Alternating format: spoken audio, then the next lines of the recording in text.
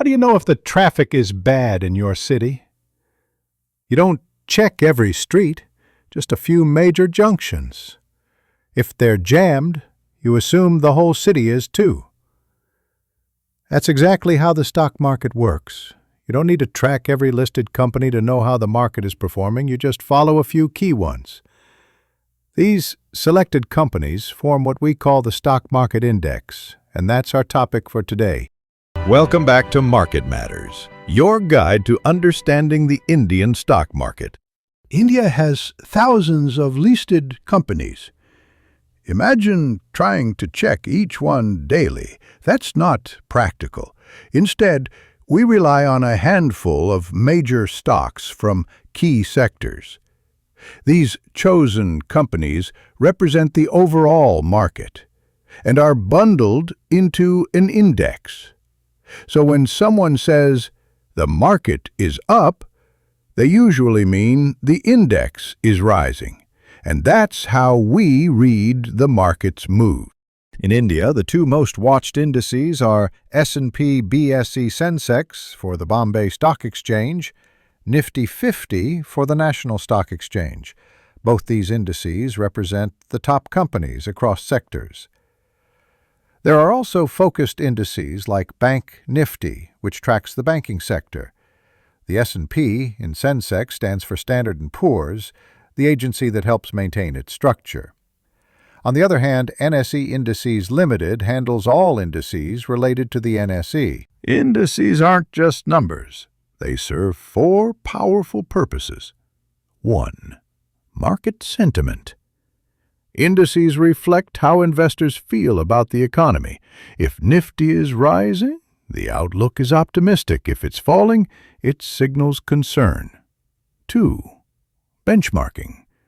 Suppose you earned a 20% return in a year. Sounds great, right? But if the index gained 30%, you actually underperformed. Indices help you judge your performance compared to the overall market. 3. Trading tool. Many traders buy or sell indices directly, especially during major events like budget announcements. If you expect a good budget, you might buy the index in anticipation of a rally. 4. Portfolio protection. Long-term investors use indices to hedge their portfolios. If the market looks shaky, they can offset potential losses using index-based strategies. An index is not just a random list. Companies must meet strict criteria to be included, and their position depends on weightage, which shows their influence on the index. In India, we use the free float market capitalization method. That means a company's index weight depends on how many shares are available for public trading, multiplied by the share price. For example, if a stock has 100 shares trading at 50 rupees each, its free float market cap is 5,000 rupees. Here are the biggest influencers on the Nifty 50 index as of today. Reliance Industries, 11%. HDFC Bank, 8%. ICICI Bank, 7.9%. Infosys, 7%. HDFC Limited, 5.6%. TCS, 4.1%. ITC, 3.8%. Kotak Mahindra Bank, 3.5%. L&T, 3%. Axis Bank, 3%.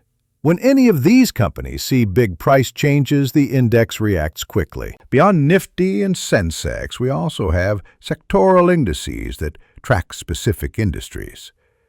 Bank Nifty, banking. Nifty IT, technology. Nifty Pharma, Nifty FMCG, and more. These help traders and investors track particular sectors without going through every stock in the category. So, the next time someone asks, "How's the market today?" don't panic. Just glance at the index. It's your shortcut to understanding what's really going on in the economy. Hit subscribe to learn more about market indicators, trading strategies, and investment insights in upcoming episodes of Market Matters.